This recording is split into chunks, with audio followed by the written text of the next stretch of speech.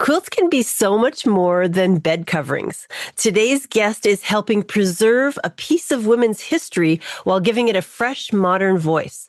From a tiny studio in Quebec's eastern townships to features in major publications and exhibitions across Canada, this talented artist and entrepreneur is proving that quilts can be art, storytelling, heritage, and everyday comfort all at once.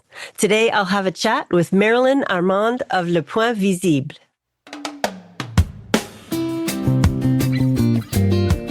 Welcome to the Quilter on Fire podcast.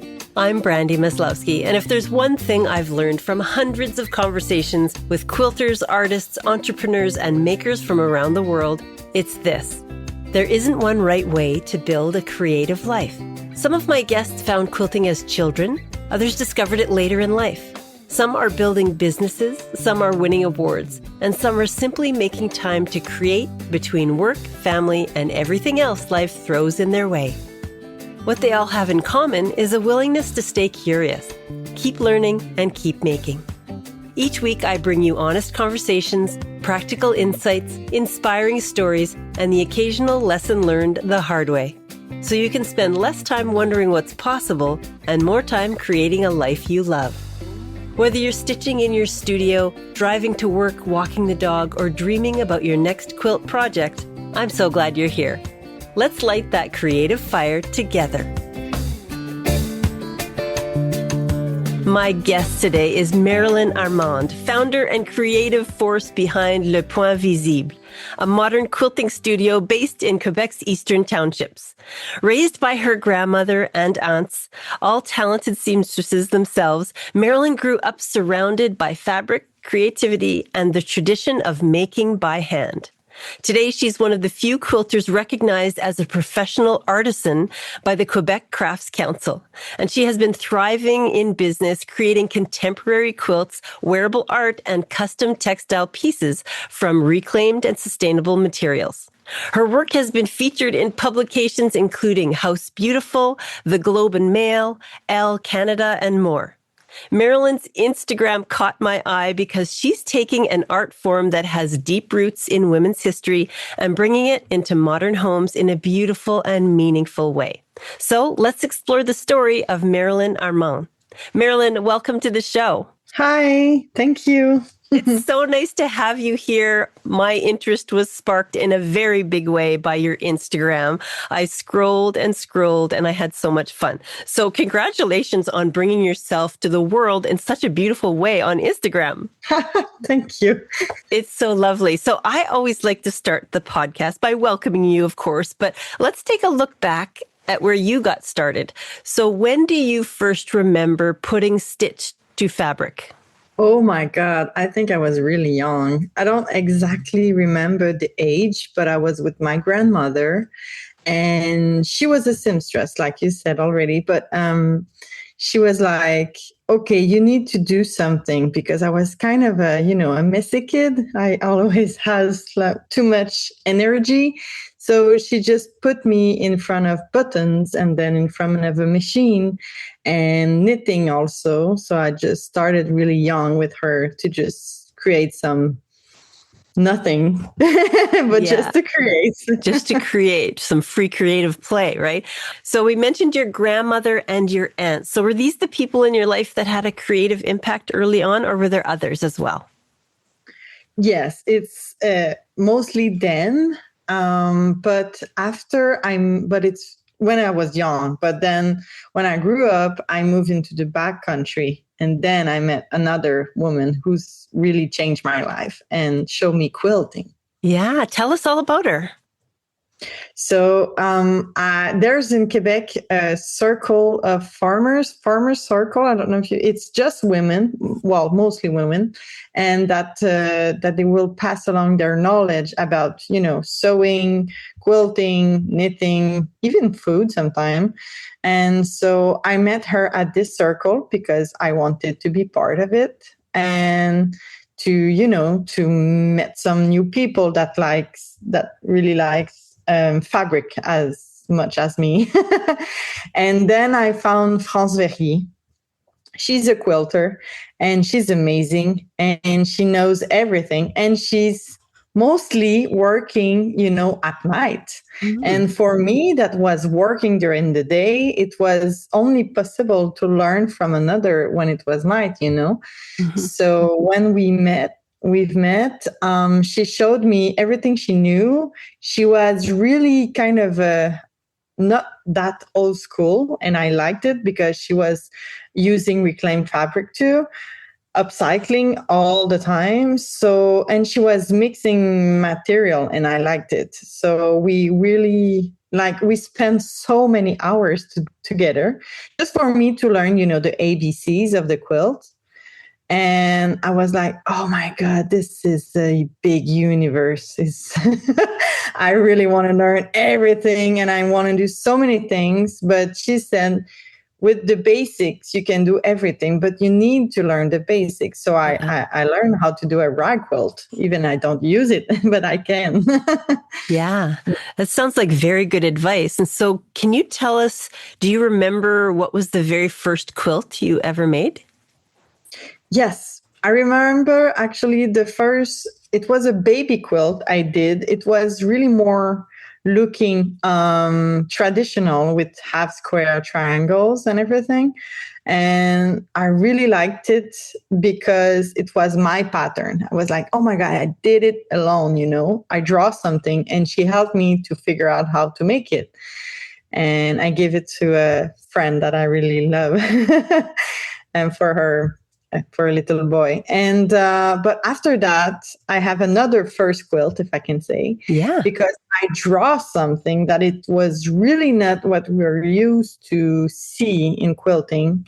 It was the sunrise model. It is somewhere on my website or my Instagram, but it's like a circle and like a mountain and lines. It's so simple, but to make it, it was more complicated because I was like, oh, how am I going to do it? And it's bigger pieces, so I need to, piece some other pieces together and then to cut it after.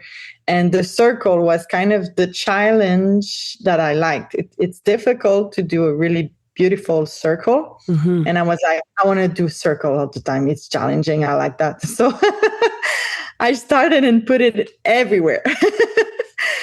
I liked the challenge. So this was kind of my first really big quilt. It was a double size quilt. Okay. And I was like really happy about it. Yeah. So you were off.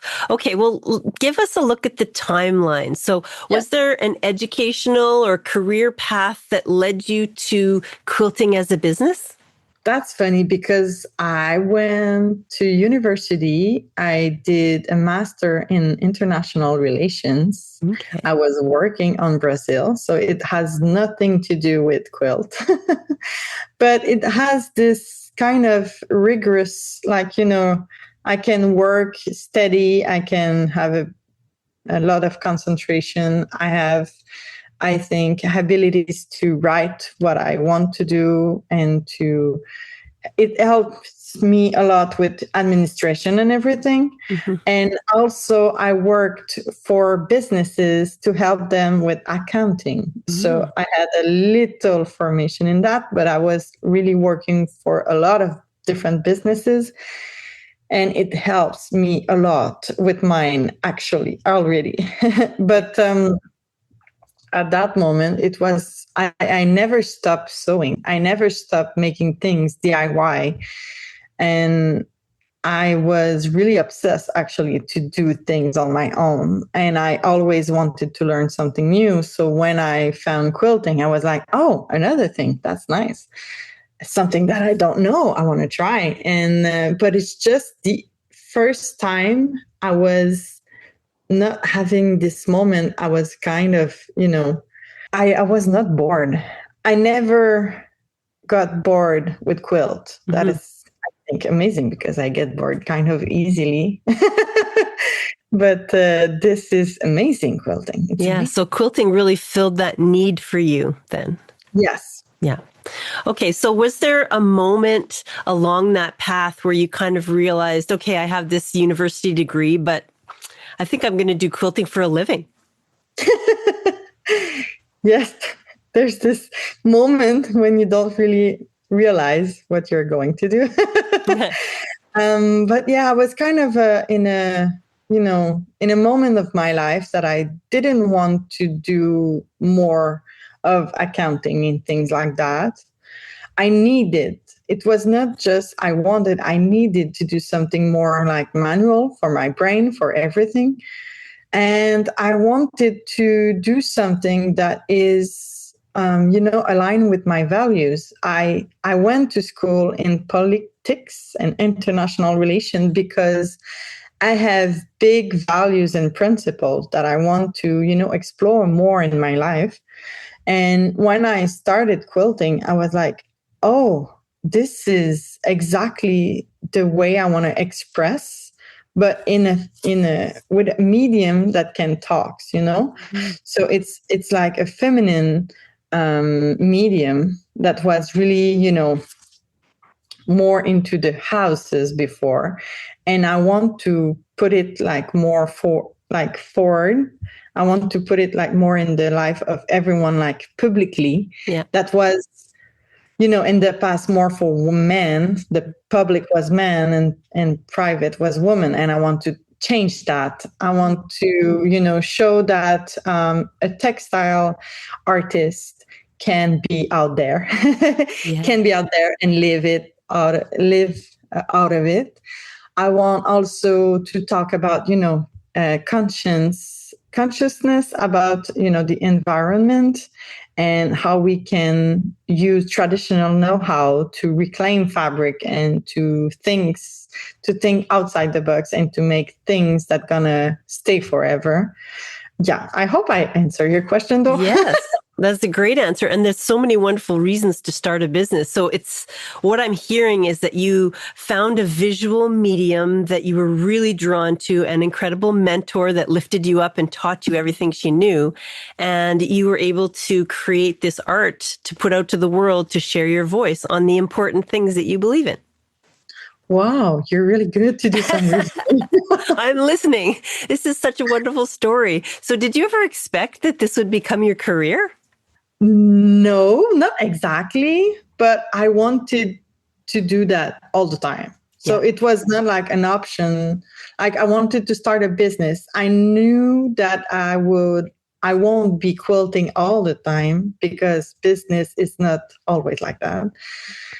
But I liked every part of it. Like I like the administration part. I do. That's the kind of weird thing of me. And I like to create, and I like to have some, purpose. I like to share things with people. I like to sell my things. I like to meet people. I like to, create out of it. So when I started, I knew that I was really going to be all in, not half part. I will be full-time, full.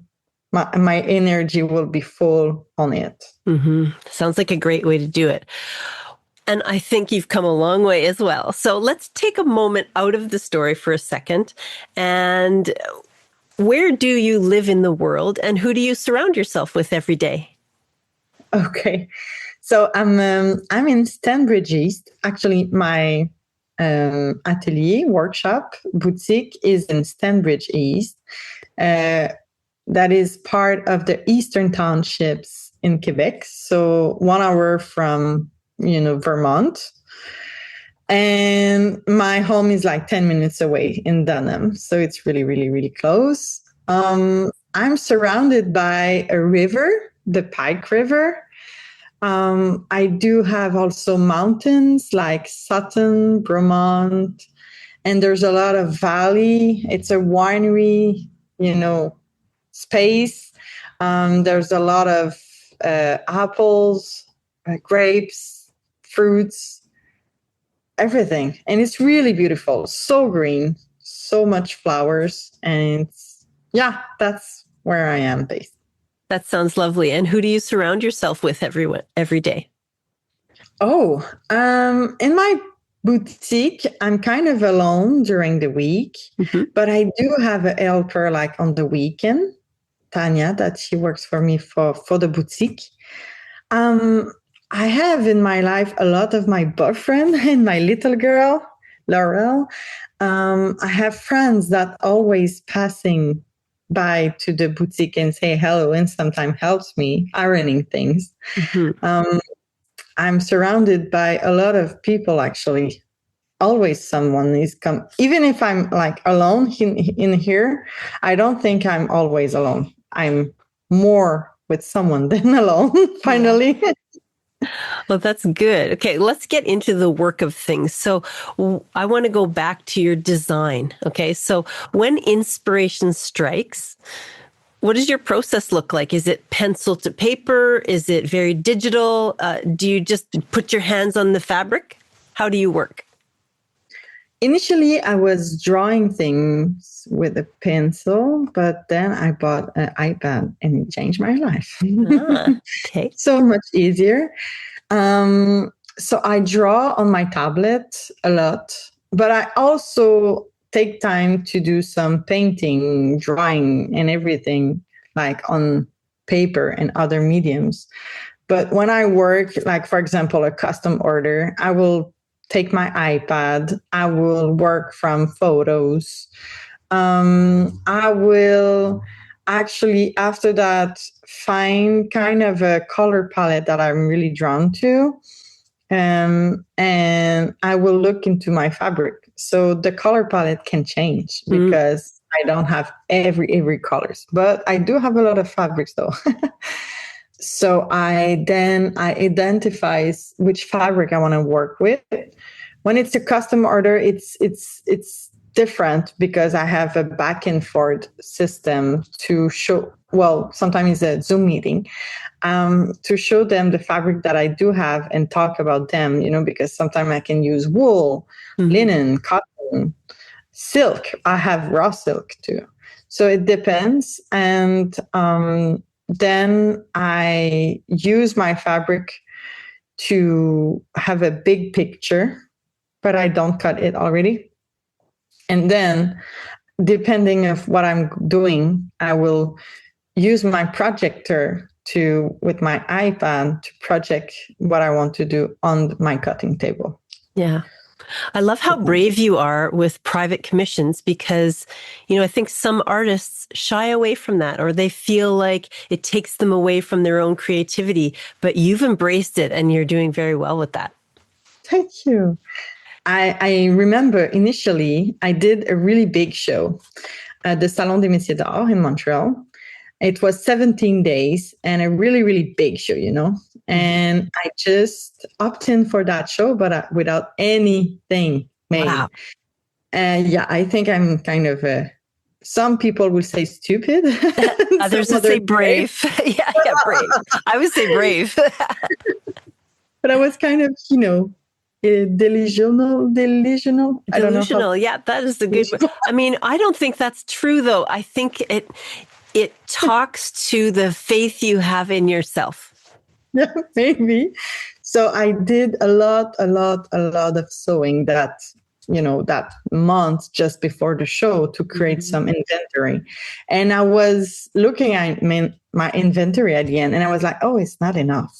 So I'm going to make, I think I initially I thought it was enough, but then I went to the show and the first days were really good for me. And I was like, oh, I'm not going to have enough things.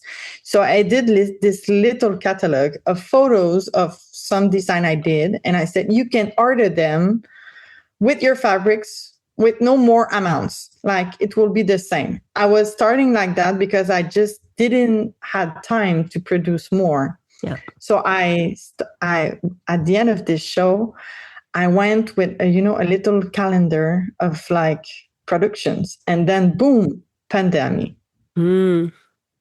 So I was like, how am I going to make this work? But then Zoom meeting was kind of something really normal, and it was like, oh, this is gonna be simpler though. Yeah. So it helps me to build a custom-made process that it won't be noisy or really, how can I say, like heavy for me. I wanted something simple. If it's complicated, I don't want to do it. So I built like a way that people can select their own model, colors, everything. And then we do have a meeting. Everything is like sent automatically.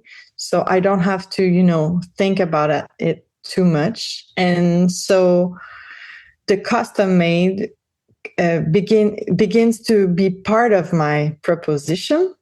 And it was simpler, so it was fun. And because I'm talking to the client, that's what I really like, is that I'm not just putting colors into, a design.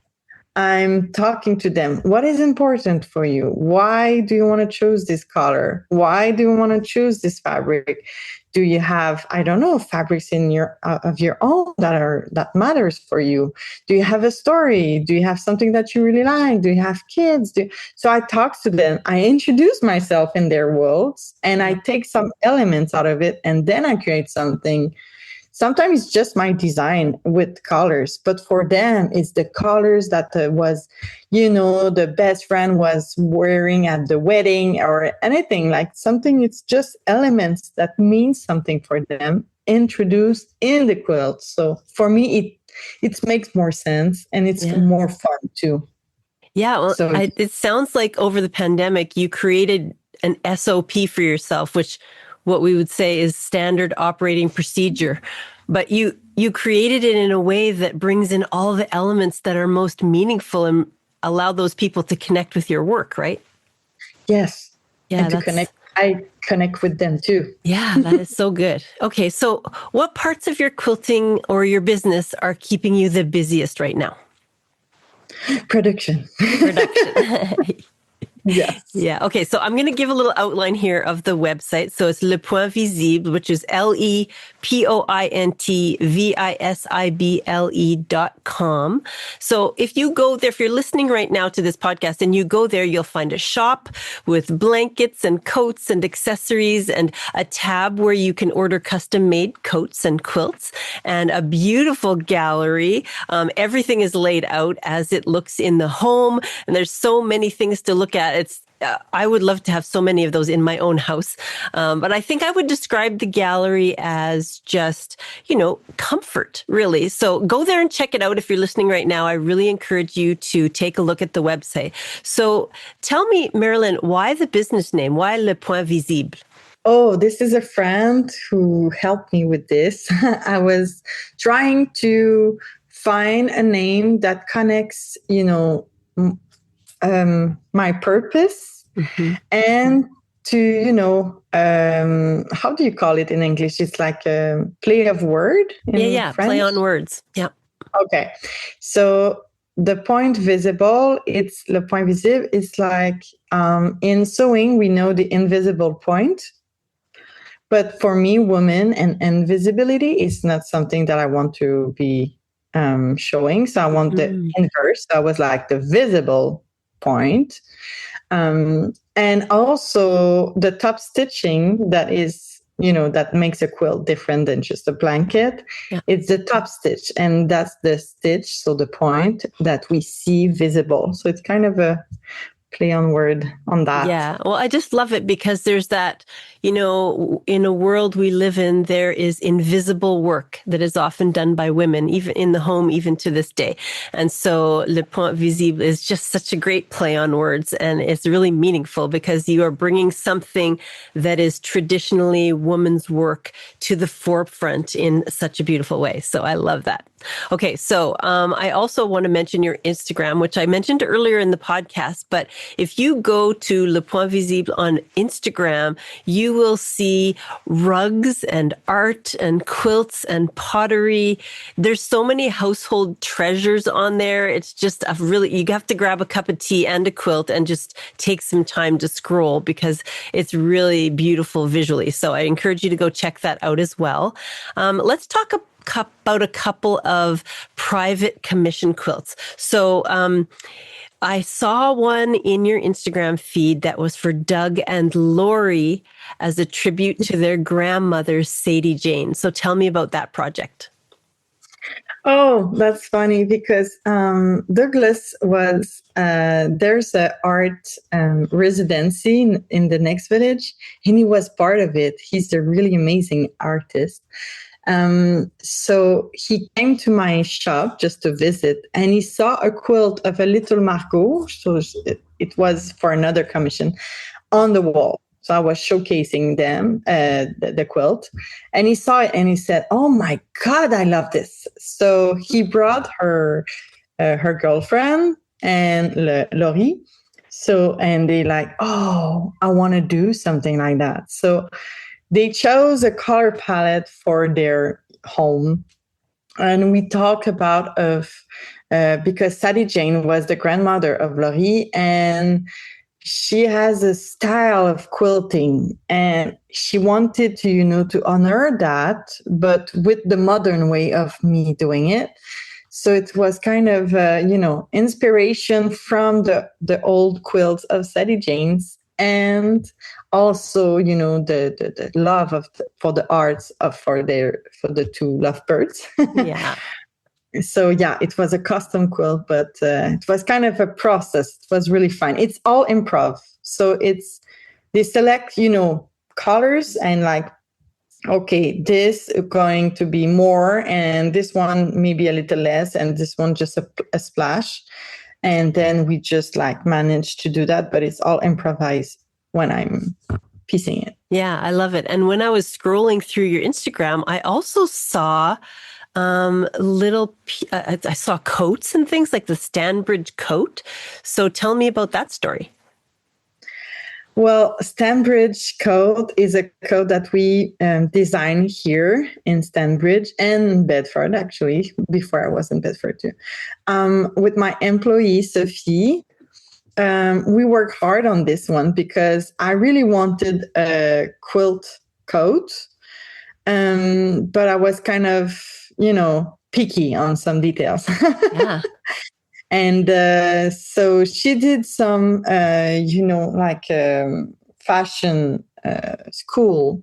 So we work on the pattern because we want it to be reversible. We want it to be, really clean and with an aesthetic that is kind of complicated to do. Like, I don't want it to have like a simple jacket that everyone can make. I wanted to do a jacket that was a challenge for us and was kind of different.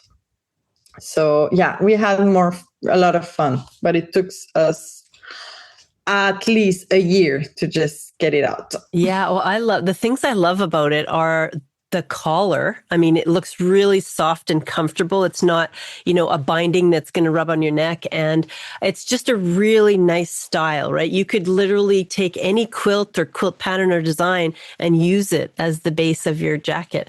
And it has pockets and it's just really kind of a stylish thing that doesn't seem like you're just walking around with a quilt on. It seems like you're walking around in fashion, right? Yeah.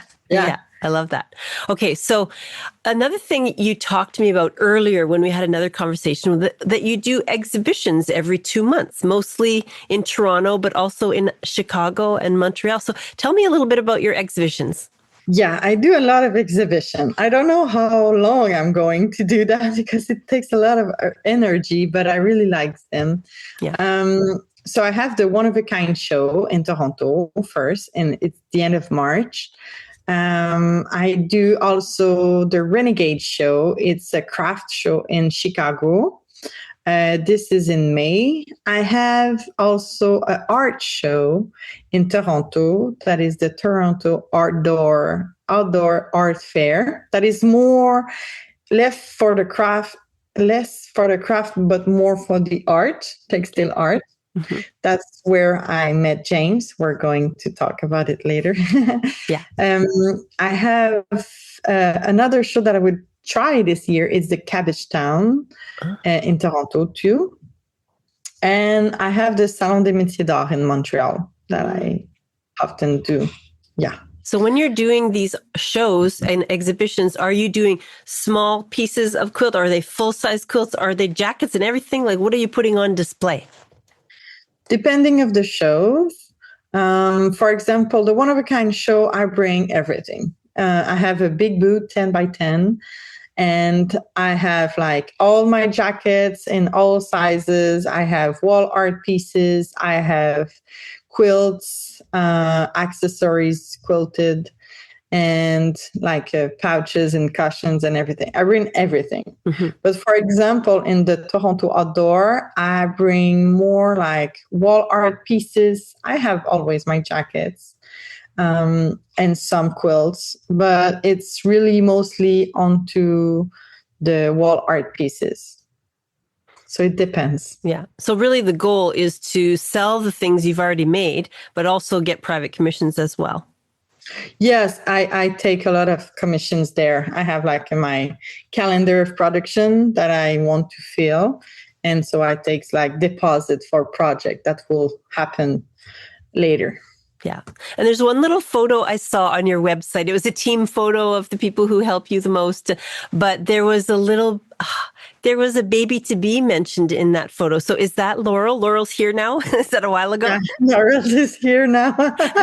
Almost 3 years old now. Almost 3 years old. Wow. Well, that was a lovely photo of you and your team. So you have you've mentioned a couple people on your team already. Is there anyone else you want to give a shout out who you work with in the business that helps you out?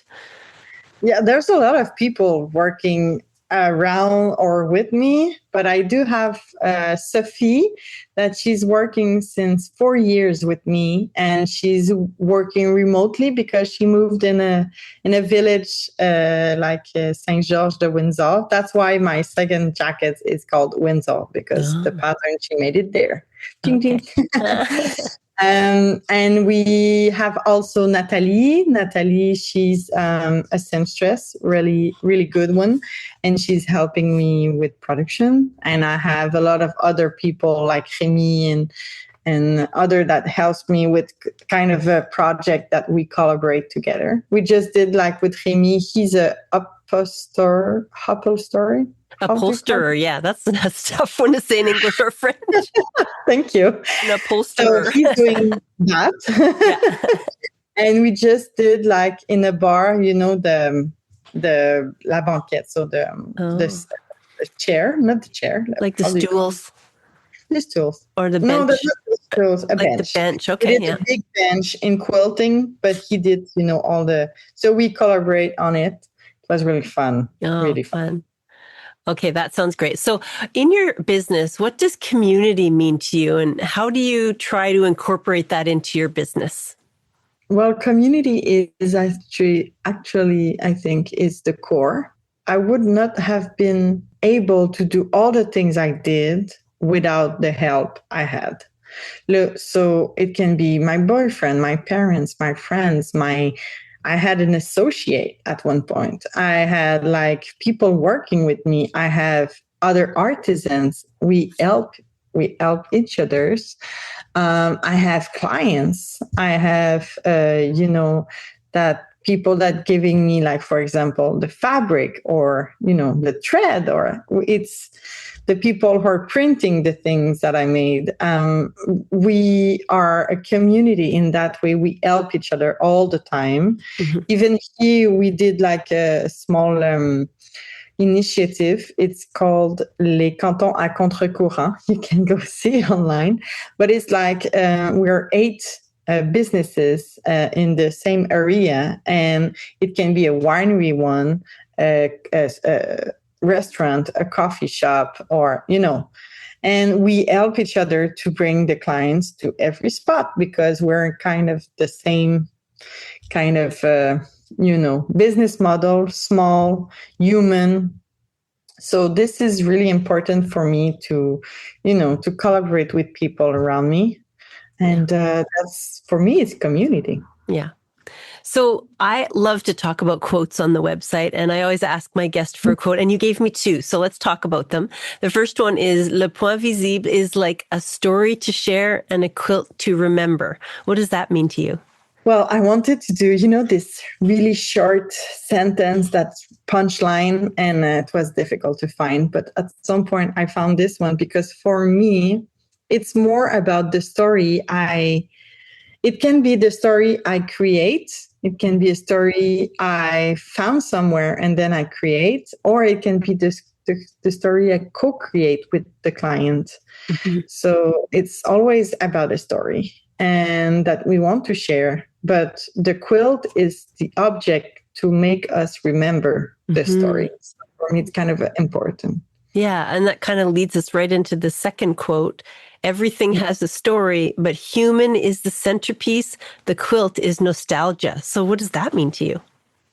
Well, that's the thing. I think what is the centerpiece is really the human connection. Yeah. So what we talk, what is your history, what is the thing that you like, and then we create something that you remember that is going to bring you nostalgia. Yeah. Yeah, it really talks to those items we have in our home, whether they're quilts or anything that you touch it and it reminds you of a relative or it reminds you of a moment or a story or something wonderful in your life, right? So, yeah, I love that you're bringing that to the world through quilts and quilt coats and things like that. Okay, so you also have something on your website that I failed to mention, something to do with quilting kits and tutorials online. So tell me about that. Yeah, so I promised to France Verrier, remember the one she taught me how to do quilting? Yeah. She said, you have to promise me that you will teach or you're going to share your knowledge, because for her, it's important that quilts doesn't die. Mm-hmm. I wanted to teach. I did some moments, but with a family and a business, it's kind of difficult to have time to teach. Yeah. So I created this DIY quilting kits that I teach in it. I have 5 videos professionally done, and I have these instructions with photos. It's bilingual, French and English. And I teach some techniques that I learned from her, that I learned and during the years. So I have 2. I have one to make a cushion cover, and I have one to do a baby blanket. And so the fabric is already cut because it's reclaimed fabric. So it's brand new, but just from the fashion industry. Yeah. And so people can try and learn and to see if they liked it. And if they liked it, they can, after that, just open Google and do DIY quilting. Yeah. But yeah. And I love that you're bringing to the world a DIY quilting kit that has reclaimed fabric. I don't think I've ever heard anyone say that before. And so I think that's a really great idea. And it's a great way to start, especially with a kids project or something like that. So you love teaching, but you don't have much time for it. You're probably open to it if someone offers you something amazing, right? Yeah. Okay, so let's talk a little bit about speaking. So you've spoken at a couple of conferences. So what kind of lectures do you have? That's something that I like to do too. So I did one for the Council of Craftsmen in Montreal. It was how to find your signature in your process. I did more about, the business side of how to be an artisan and a business woman. Yeah. So how to be a better entrepreneur. So how to, manage your money, how to, export your thing out of Canada or out of Quebec, and how to, this kind of conferences. Yeah, mostly about this and about quilt. Yeah, well, it's really a good idea to speak about the things you do best that you feel like you're doing well at. So I like that. Okay, so is there a quilt or quilt project that has been most memorable for you? Yes, we talked earlier about James. James, it's for me. It was a turning point in the business years, because I met James at the Toronto Outdoor. He came to me and he said, "Oh, I like this quilt. I like textile art, actually, and I don't find a lot of it. I like what you do. So I'll buy a quilt and I'll put it on the wall, and I'll maybe be interested in a custom one." And I was like, "Oh, okay. So let's chat together later." And then we chat later, and he said, oh, okay, I want something actually like 6 feet by 8 feet to put it on the wall. And I was like, oh, okay, that's a big one. Okay. Do you want like a quilt? He was like, I want something, actually, I want a masterpiece. Do you have something that you want to really explore? I want something that you're really, really proud of and that you want to show everyone. And I like the yellow color. And I was like, okay, do you have a budget in mind, James? Because, okay, I do have a lot of ideas, but, And he said, well, I don't have really a budget. I need you to, ask a fair price for it. And I was like, okay, let's talk. So I went into like some creation process. And basically during that time, I was thinking about this project. I was like, what am I going to do? Like, I don't know, but I have so many ideas, but which one I'm going to choose, And then I visited a home that is really an amazing home next to my home, actually, in Fredericksburg. And the home is really incredible, like really high, well done, and high hand and everything. Mm-hmm. And then there's this really big window that is all broken. And I was like, oh, wow, this is so cool. And he said, oh, no, that's like, it broke. Like there's like something in the middle, maybe sand. And with the heat, it just exploded. But you see, it's like really a cracked window and it's so beautiful. And I was like, oh, I want to take photos out of it. And it was kind of the running gag because I was so obsessed with the window, but everyone was obsessed, with the high-end house. And I was obsessed with the window and that was broken. That was a weird one. But I started to do some drawing of the lines of the broken window. And then I put some images at the back to see how it's going to, process. And at that same moment, I saw a friend of mine went to Rivière Métis, and so Métis-sur-Mer. It's a really, really beautiful region. And she took this photo and it was with yellow, with earthy tones. And it was exactly the color palette of my client. I was like, oh, can I use your photos? And she said, yeah, of course. So I just mix, match, transform the photos, and I did something at the back, and then I put on front the broken glass, and it began to be something that I really was, I want to do that. But I didn't know yet how I was going to do it. That's the funny part. I just said to James, I'm going to do that. He said, I really like that. Okay. And we budget, and I was like, it's going to take probably a month. So around that time, and he said, yeah, no worries, okay, that's good. And it was really a big piece. It took me forever, like 3 months intensely. It was really, really fun. But I use another technique that I was not using yet. It's the raw applique to make it. Yeah. So I cut everything with my projector. I did a big lace, like an infinite lace, and then I put it back on the fabric. I glued them temporarily, and then I brought them to my long arm machine and I top stitched them manually. It was really complicated, but really fun. It was a big challenge, and I'm so proud of it now, and he's so happy with it, so I'm kind of happy too. Good. Okay, I want to talk about it a little bit more because I a few weeks ago I was scrolling through your Instagram, and it's right now, it's the last post, or it's a pinned post. Sorry, it's a pinned post at the top of your Instagram on the far left. You can see the entire quilt on the wall as you're working on it, I think. And there's a video a little further down in your Instagram that shows this really cool process. Like it's like you had a projector from above shining light onto it or something. How did that work? Like when you were moving the fabrics around, the light stayed the same with that web of, what were you doing there? I learned that technique from a friend. She's a painter, and she used the projector to project, some of the basic lines of her fabric, of her painting.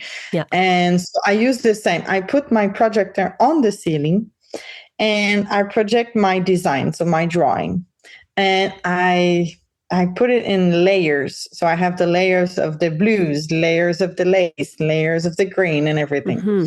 And at some point, I have all the layers together. So I already cut my fabric with all the layers. And then when I want to put it back on my fabric, I need to glue them temporarily until I get them to the sewing machine. So I put back my drawing the big design entirely on the cutting table, and then I place them with the projector, and then I glue them, and then I can bring it to the sewing machine. Yeah, and then it also looks like you created this giant webbing of a light linen or something like that, like a huge spider web of the shattered glass. And how did you affix that on? Was it on the long arm machine or? It was with the longer machine, and it was not as easy as I wanted to be. Yeah. Did you have to start in the center and then go out or something, or how did you keep it down? Well, that's the thing. I when we cutted the lace, it was, my cutting table, it was not even as big as the piece. So I was like, oh my God, how am I going to do? So I moved the design on the projector. I moved the quilt on the cutting table, and I placed them. And the lace was kind of really, really like the web, like you said, it was so big and so going in everywhere. I had to pin them also. I glue and I pin them because on the sewing machine, on the long arm, when I was trying to sew them, at some point they moved and it was not exactly where I wanted to be. So I fold them, I used pin and glue, and it was kind of complicated though. Yeah, it sounds very difficult. Well, I mean, it's exciting that you did something that was so unknown, so demanding. It was like testing your boundaries, right? And it was a really good direction you're going. But how did it feel when you first saw? Did you get to see it installed in the final home, or? Well, no, but I have the photos on my Instagram. He sent me some photos because it was for his cottage at 1 hour from Toronto, sorry. So I was not able to go there to see it, but I wish at some point I will be able to go there. But so he had some people to install it for him. But I did a system that it was easy to install for anyone. So that's the thing. It's like wood hanging system that I made from a woodworker, especially for me. So it's really easy to install. But quilters are going to want to know what you're talking about. So just can you describe it to us, or is it kind of secret? No, it's not a secret. I sell them. Okay, you sell them. Good. So tell us about it. So I have it can be 12, 18, 24, or 30 inches frame. So you can put more than one if you want to frame something that it's really big. You just need the Allen key number 4 to open it. Yeah. So it's 2 parts. You put the binding of the quilt inside the little, there's a little line in it. And then you turn the Allen key, the screw, so it press the quilt in place. And then you have 2 hidden, screw that you put on the wall, and you just clip it. So it's kind of really easy, and you don't see any cord, you don't see anything on the wall. So it's really, really clean. And the quilt itself just falls, and it stay if you put more than one, it will stay flat on the wall. Nice. Oh, that sounds good. So if you're listening right now and you're a quilter and you're looking for a new way to hang your quilts on the wall, go check out the website at lepointvisible.com. Okay, so right now we're going to take a quick break. And then when we come back, we're going to talk all about Marilyn's studio space, some more quilts, of course, and what's coming soon. We'll be right back. If you love the Quilter on Fire podcast, wait until you see the rest of the story. On Instagram, YouTube, Facebook, and TikTok, you'll find the parts that live outside the mic. The quilts up close, the studios, the travel adventures, the funny stories, the thrift store treasures, the teaching moments, and some podcast video clips too. Come hang out with me on the socials. Some days I'm sharing quilting tips. Some days I'm taking you behind the scenes on a quilt travel adventure. Some days I'm interviewing amazing makers from around the world, standing right in front of their work at a show. And some days I'm stranded in an airport, wondering if my suitcase is having a better trip than I am. It's all part of the adventure, and it's a lot more fun with you there. So before you forget, stop what you're doing and search Quilter on Fire on your favorite social media platform. Give me a follow, send me a message, say hello, and let me know you're a podcast listener. I'd love to connect with you there. That's Quilter on Fire on Instagram, YouTube, Facebook, and TikTok. I'll see you there. And we are back with Marylin. So what does your studio space say about you, Marylin? Well, the studio space is welcoming. There's a boutique in the front with all other artisans that I really love. So I sell their work too. So you can, discover métier d'art, pottery, blown blown glass. You have other textile, and it's all open. So there's a lot of lights, and at the back there's a big window too that goes directly on the river. Mm. So it's really like calm, beautiful, light space. I always have a big cup of tea to share. Yeah. I like tea a lot, and it's welcome, I think. I hope. I can hear this story, and I feel like it's finding its way onto my bucket list. I'm going to have to come and visit you. Yes, you do. Okay, so what brings you the most joy creatively? Oh, that's a good question. The most joy is when I think I have a challenge. And I have an idea and I need to find a way to make it done. Mm-hmm. That's kind of things like I have a lot of ideas, but at some point it's not like possible right away. Mm-hmm. So I'm like, how am I going to find a way to make it work? So sometimes it's a technique, quilting technique that I didn't use for a while. Some other times that I need to collaborate with someone else with another, like upholstery, for example, or sometimes another medium. Creating something that I have in mind that is not quite so simple. Yeah. Yeah. When you challenge yourself, you have those hundreds of ideas and you can say, hey, I've been wanting to try this. This might work for this challenge, right? Exactly. I like puzzles. Yeah. I like puzzles a lot. So it kind of intrigue me when I have to figure out how am I going to do it. Yeah.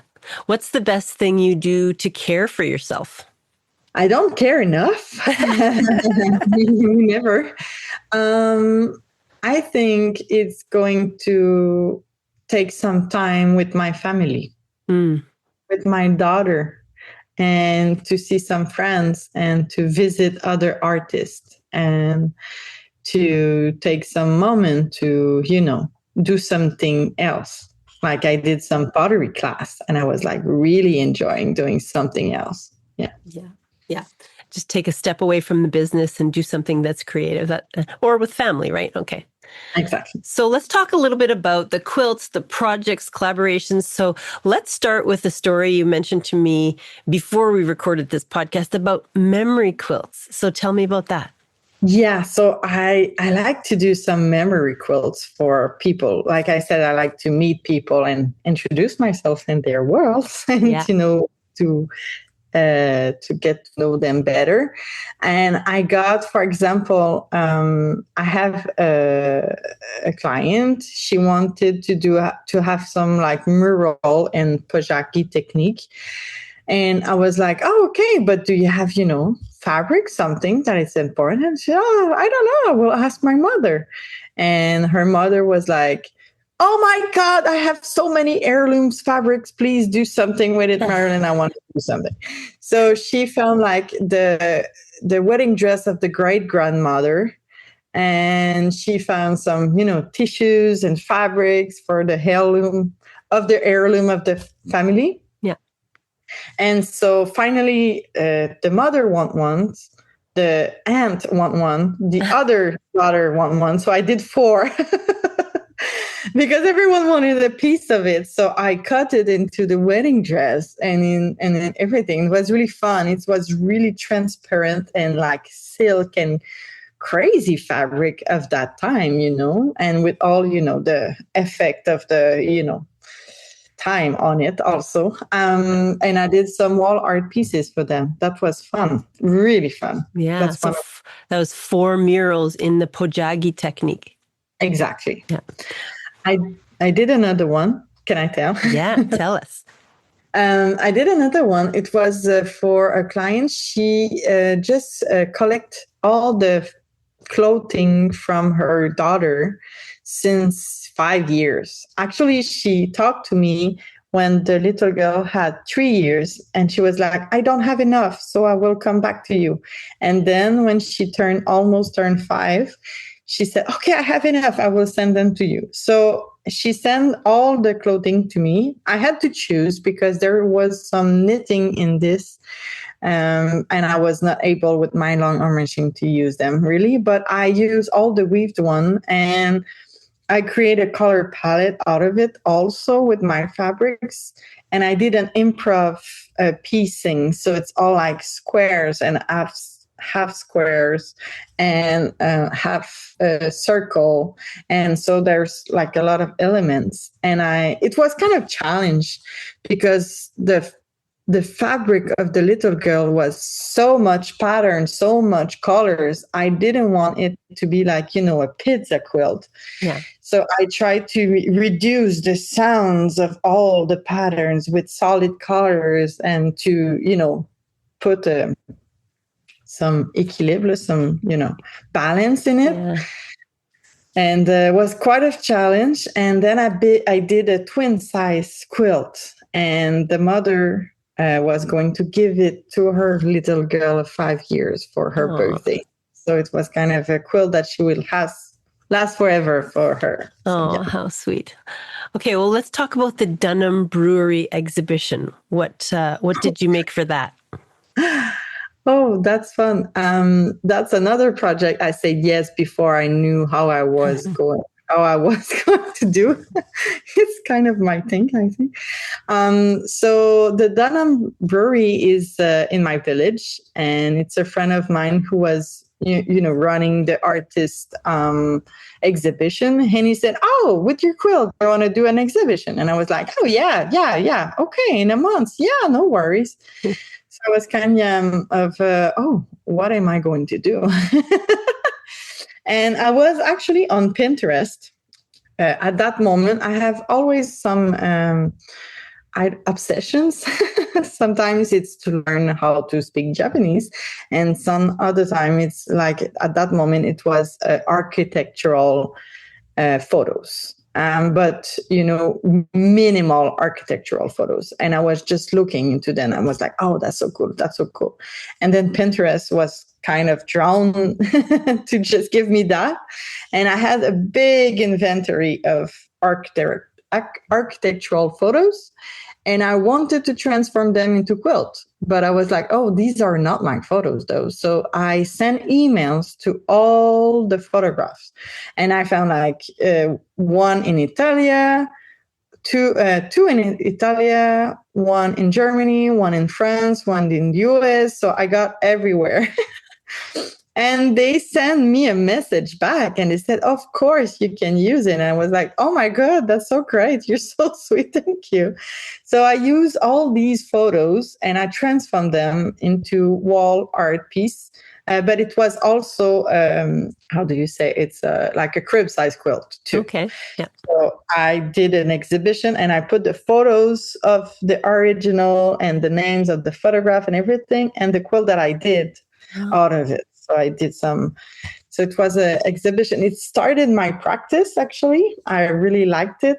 And people were really enjoying the minimal quilts, minimal design, minimal architectural things. And they saw how obsessed I can be. Yeah. So you were working from photographs, and that sounds like it was kind of a turning point for you. Let's talk about the Odeyalo collaboration. Did I say that right? Yes, you Yeah. did. Okay, let's Yes. talk about that one. That goes into improv. Yes, actually, because Marie-Ève, she's the business owner of Odeyalo. It's a fashion brand in Montreal. I met her like in 2019. I was really at the beginning of my process, And she said, that Odeyalo in Russian means quilt, like mean blankets. Oh. And I was, oh no, really? And she said, yes. So she really wanted to do a quilt. And so I worked with her reclaimed fabric, so leftovers from cutting and everything. And I pieced in with improv technique quilts. But every season she had some leftovers. So every season I made a quilt. And we are collaborating together since then. And we made a jacket and we made a lot of things together. And what I think that I like the most with this collaboration is that it gives me, the little clap. I don't know, she just helps me to do the thing. I thought that maybe it can be a good idea. And she was like, yeah, do it. And I was like, okay, do it. And then I did it. And we did it. Okay, cool. So she helps me to just, move. Yeah. And she has this really a lot of big community and followers and everything. And it helps me a lot that to happen in the world there. So she helps me to be present. Yeah, and it's so nice to land on, a collaboration where she's very decisive, and it's almost like giving you permission to just, let's explore this further. Let's try something new. It helps you grow, right? I love that. Okay, so let's talk about one with Sid Lee and LCI Education. What's that all about? Okay, that's a commission for actually LCI Education. It's really big company. Yeah. And they do have Collège La Salle. So it's a kind of a school, more artistic school. But they have 23 campuses all around the world. So it's a really big company. So Claude Marchand, he's the owner of the company. Yeah. And he wanted to open a space for like a teamwork space for all the people working in the 23 campus. So it's a sugar shack that he found because he's Quebecer. So he found a sugar shack and he said, I want to transform that. We want to do something like really like we want to commercialize, if you wanted to brand it. Okay. Yeah. So they work with Sidley, that is a big business of branding and everything. And they just approached me to say, do you want to do maybe something? And I was like, yeah, I can do. And so we work together and we create 10 quilts, 10 models, and a universe of, it's all part of the branding of Tissé Serré, that is the name of the Sugar Shack project. Yeah. And so with them, I create something, but it was really fun to explore with a marketing team that it's completely different. So they had their ideas and I was like, but in quilting, you have to maybe think that and that. And so we co-create together. It was really challenging. They wanted things that I was like, I don't know if I can do that. Yeah. But we figured out. So we even create, a maple leaf top stitching. So I draw a top stitching and then with my sewing machine long arm, I recorded my movement. Yeah. I had to do it like so many times before I had it. Yeah. And then I recorded and I reproduced and we did like a big top stitching model for all the quilts. And that was fun. So now every time he needs anything like pouches, blankets, everything branded. I am the one who's making it. So that's fun. That is so Really great. like Every get really- single project and collaboration is like it brings your business to the next level, right? Yeah, exactly. Okay, so there's one more. Well, there's a couple more I want to talk about. You did a collaboration with Paula Buffard. Yeah, so Paula Buffard, she's so sweet. She's a fabric artist and she's now living in Qatar, so really far from here. Yeah. I've met her many times at the Salon des Métiers d'Art, and in Quebec, she visits my workshop and everything. And she is naturally dyeing some fabrics to explore, and she wanted me to do a quilt with her fabric. So we tried to do something that we have in common, even in Qatar and in Quebec. And we found some, rivers, rocks, sand, some natural elements. And because also the fabric are really like, earthy tones and everything, because it's naturally dyed. Yeah. So I did some pieces, really fun and organic.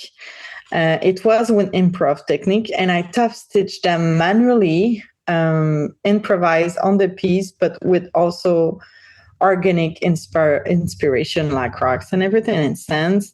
So it was kind of a really cool project to explore. And also I had to put, the right price for it on the quilt.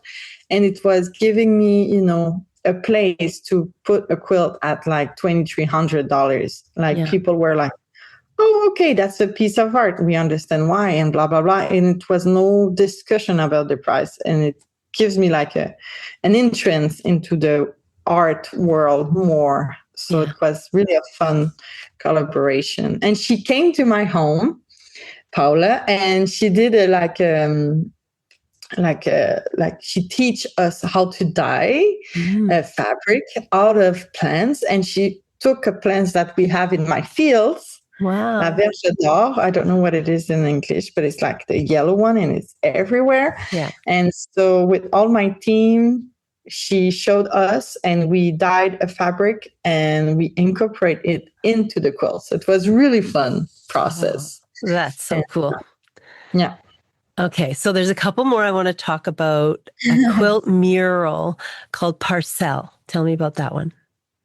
Yeah, so Parcelle is kind of a new one. It was in December. It's a collaboration also with Isabelle Arsenault.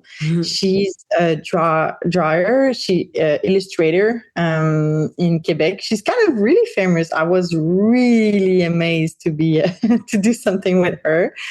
And also she has her Eastern Township, like adoption place, if you want. So we moved here. She is more in Knowlton and I'm more in Dunham, but it's all part of the same region. And we wanted to do something together to show a little of our appreciation of the Eastern Townships. So we create kind of a map of elements that we liked, and some region like Stanbridge, like the Pike River and everything. And it's really like a minimalist and kind of a childish way of looking of the world. And we used a raw applique technique to make it, and we cut it in 15 pieces. So it's all parcels, so all like townships. And so people can buy individually one, or they can buy like 2 or 3 and make, the design progress.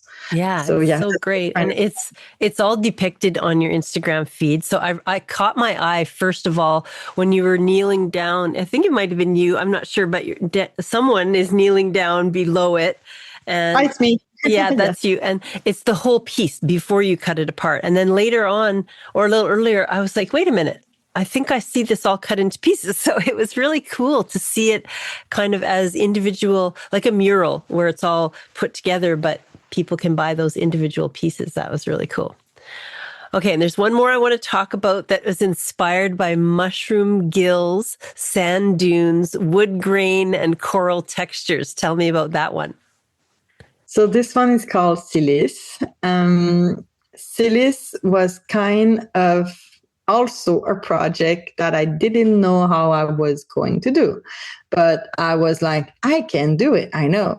I wanted to do a piece, like really not raw applique technique, but really like a piece quilt, but really challenging. So I did, I was inspired, like you said, about mushrooms. And, under the mushrooms, you have all these lines and the sands and everything. And I draw something, it's literally just curves. All the quilt is curves. And I wanted, obviously, to put the challenge more and more and more. So I used like linen, corduroy, I use like cotton, I use velvet, I use a lot of fabric that doesn't talk to each other. And I remember just to do the pattern, I did on the paper first to be sure. It took me a day just to do the pattern.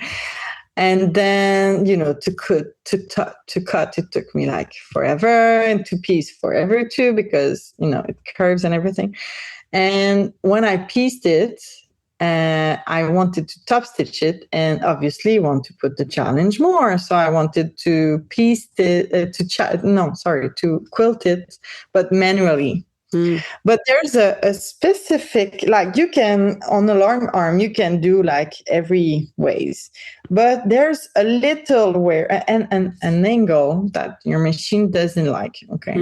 If you go just a little, it's okay. But if you go a really big line in that way, she's not going to like it. The thing is, it was just that, because the curve's always going there. So I had to put it on the machine to quilt as much as I can and let the thread out, and then take it off the long arm, turn it, put it back, start again. And I did it like 3 or 4 times to finish top stitching. And just to, put the knots and enter the threads, it took us 5 hours, 2 person. Wow. Just to hide all the threads within the batting or something? Yeah.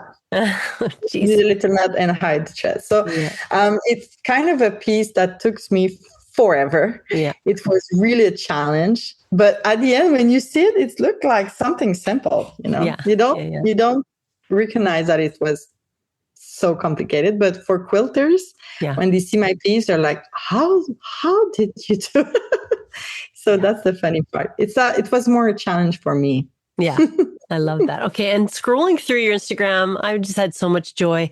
I found a quilted jacket that was made from a quilt that so it was from the leftovers of a quilt. So it says here, Ryan chose the Stanbridge as his coat. So Ryan's coat was made from James' quilt leftovers? Not exactly. Oh, not exactly, but almost that. Actually, when Ryan came to my booth at the One of a Kind show, he saw the piece that I was exhibiting the piece of James just before I delivered. So he saw all these pieces and he said, I want that. Can I have that on my jacket? And I was like, well, not exactly, because raw applique is not well on washing machines. So I pieced some pieces, like improvised, but with, the inspiration of James' murals. Yeah. And I put it in the circle in the jacket. Yeah, so, and it is so cool. Like when you think about it, it's like a navy back on the jacket, but there's a big circle on the back with improv inside. And you can tell you have a love for circles because they keep reappearing again and again in your work. But it's fabulous. So if there was someone out there who wanted to order a quilted jacket from you and talk about the inspiration or talk about it, some reason they want it from a quilt they love or whatever, they just reach out to you through the website? Yes, on the website, there's a form that they can enter. They can choose which model, which size, which color palette of inspiration. Yeah. And then a Zoom meeting will be sent to them. So then we chat and we create it together. Yeah, so great. And you obviously have tons of fabric, but can they send you fabric of their own? Yes, of course. Okay. Mostly if it's important for them, like if it's like a fabric of the family or something, I'm really, really happy to use it. Oh, I love that. Okay, so let's talk about the big news coming soon. Well, by the time this airs, you will have just been in Toronto for the Toronto Adore Art Fair. So that's mid-July. But so what are you going to be doing there? So after that, I'm going to do the Cabbagetown show in mid-September in Toronto. Okay, so show in Toronto and then Cabbagetown afterwards in September. Okay. Yeah, so I go back to Toronto twice in July and September.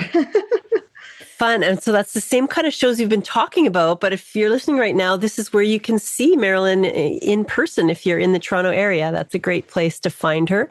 The Cabbagetown show, September 11th to 13th in Toronto, will be the next one coming up. Marilyn, what's something you're dreaming about doing in the future? Actually, I think I would love to do much more murals. I do love to do jackets and quilts, but murals has so many possibilities. I really work from photos, from elements, and I draw the things before, and I can do every sizes. I don't know, it has something that is for me right now more challenging and more, I'm more curious out of it. I really liked it. And, but I like to do also, I want to do more collaboration with upholstery. I want to do more, a big couch or something like that. I want to explore more different medium too. Yeah, that sounds so fun. Okay, so now it's time for the lightning round robin. It's super fast and furious, but it's also super fun. So are you ready? Yes. Okay. What's your favorite tool or notion? Rotary cutter. Okay. What triggers inspiration for you? Time. Time? And when you have free time in front of you mean? It's difficult to have free time. Yeah, it's true. True. Okay. How many UFOs do you have going on at once in your studio? I have so many ideas. I have buckets ready for them to be continued. Okay. Do you have any kind of annual creative escape just for you? I did. I try still, but it's with my little, so difficult. But yes, I just came back from one. But it was all in my mind. I need just to put it in, in a medium now. Okay. Do you have any kind of personal reward system for getting things done? Oh no, but I wish. I think mine was M&Ms for quite some time, and now I'm trying to be healthy. So now I think for me it's giving myself time to do some quilting. Well, actually, you know what? I eat ice cream. Ah, okay. When I have a big day, I'm like, I can have a moment of ice cream now. Yeah. Okay. Yes. What motivates you to get out of bed in the morning? Well, great. To do my work. Yes. Okay. What's a skill you'd love to learn? Every skill. No, I think the glass, not the heated one, but the vitrail in the windows. Oh, okay. Yeah, like stained glass. Yes, exactly. That would be cool. And it does have this sort of link to quilting because you could make a quilt the same as stained glass. Love it. Okay. And have you had any weird, crazy, or funny fan moments where someone recognized you? Yes, it happens. It happens in a restaurant. I was at the anniversary with my boyfriend, so it was really good restaurant. And we were I was wearing mascara and everything, and someone, oh hey, hi, and the waitress was there to serving our food, and he said, oh my God, you're the one from Le Point Visible. And I was like, yes, hi. And she was like, oh, so amazing, she was so impressed about it, and I was like, oh yes, okay. And I was kind of really shy all the rest of the Did dinner. She ask for a selfie? No, but almost. Did your boyfriend say, what is going on right now? No, he was just happy for me, I guess. Yeah. Oh, I got actually another one. Can I tell? Absolutely.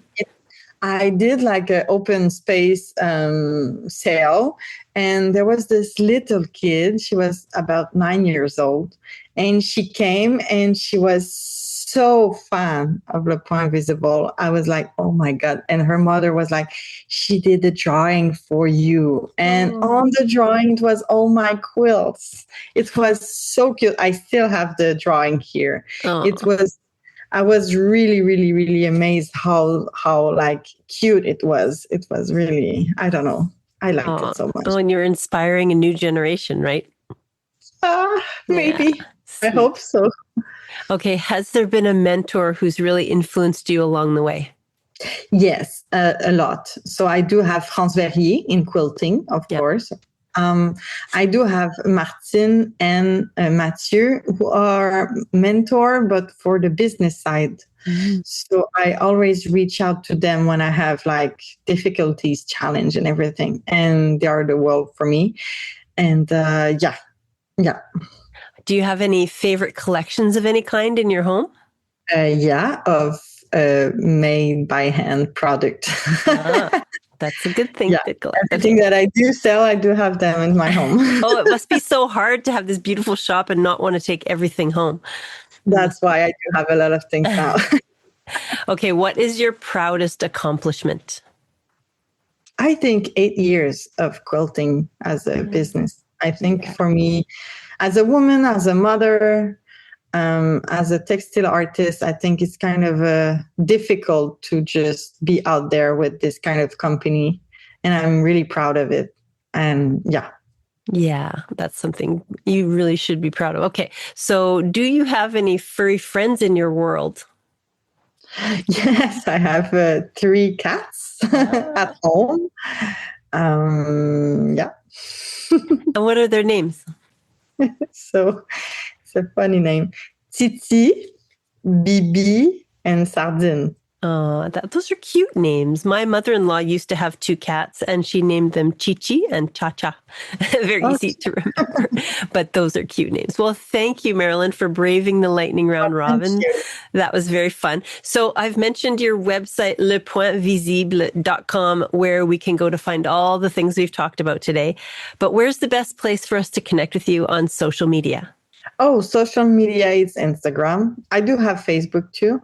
And in real life, it's at my workshop. Okay. So yes, of course. So what is the location of your bricks and mortar workshop? So in case people are in the area and they want to stop by. Well, they can Google on Le Point Visible. They will find directly, but it's in this Eastern Township in the Stanbridge East Village. Okay. And on Instagram, that was Le Point Visible on Instagram and Facebook, right? Everywhere. Okay, everywhere. So now as we wrap up, Marilyn, what do you want people to take away most from our conversation today? I don't know, that maybe that community is really important. Sharing moments with people still is the thing that I think it's the most important. And, take care of us, trying to, as women. Yeah, I love it. What a great way to end the show. Marilyn, it's been such a pleasure to have you on the show. Thank you so much for sharing your story with us today. Thank you very much for having me. Seriously, thank you. Oh, you're welcome. Okay, so that was my show with Marilyn Armand. What delights me about Marilyn is how seriously she takes the idea of quilts as heirlooms. In a world full of disposable things, she's creating pieces in a sustainable way meant to be treasured, worn, displayed, passed down, and loved for generations. What I admire is her commitment to preserving and elevating the quilting traditions of Quebec women while making them feel completely relevant today. Through Le Point Visible, she is showing the quilting is not just a heritage, it's contemporary art, it's design, it's storytelling, and community all stitched together. So be sure to keep an eye on what Marilyn is creating next, from custom quilts and wearable pieces to exciting collaborations with artists and designers. Marilyn continues to find new ways to make quilting visible through what she makes with her hands, sells in her shop, and right down to her business name. And today, I loved sharing the story of Marilyn Armand and Le Point Visible with you. Quilter on Fire is now on YouTube, and it's packed with brand new weekly content. What's waiting for you?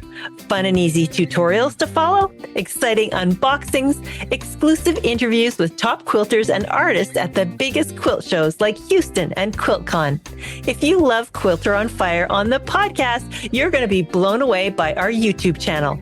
Don't miss out. Subscribe to Quilter on Fire on YouTube today. Let's ignite your passion for quilting. Thank you for listening to the Quilter on Fire podcast. Remember to rate, review, and follow us on Apple Podcasts. Your support helps me reach more quilters just like you, striving for that perfect quilty lifestyle. Click on those 5 stars and share what you loved most about today's episode. Don't forget to hit the follow button if you haven't already. With new episodes dropping weekly, you won't want to miss out on the inspiring stories and tips we have in store. Until next time, dream big and have fun in the studio with the Quilter on Fire.